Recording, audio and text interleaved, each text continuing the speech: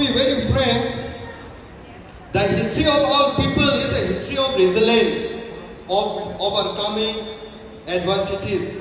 But we must not let our voice also be fragmented. It is only when we present ourselves as a united front, representing the interests of our all tribes, whether you may be a Bodo, whether you may be a Tipra, whether you may be Khasi, Garu, Mizus, or whoever, from whichever communities you belong to. But we must always stand together. Today, if we see, Northeastern region from India has produced so many talented persons. Like we have Marikom in Manipur, who had so many medals. We have Mirabai Chanu also, who is a weightlifting championship. We have from Assam, Rian Parak, who is fantastic cricket player. Also we have like Surbi Debbarma, who is first female Indian idol.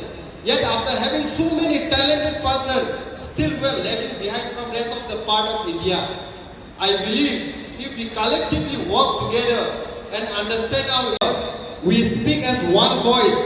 If we unitedly standing for our issues, then Delhi will not only just hear to us, but they will respect us.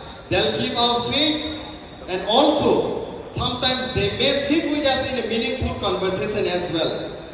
Today, as this is a Freshers Meet program, so I would like to request and I would like to give some message to the fresher student as well. I believe and I knew the hard work and dedication that you have invested throughout your careers to reach here was not that easy. Sometimes you had to go through your sleepless night. Sometimes you have to go through your sacrifice. Sometimes you have to walk kilometers far from your home to study, to reach to your goal. But let me tell you, friends, this is not the ending of your journey, but this is again the beginning of your new chapter with new careers, I would say. Now after coming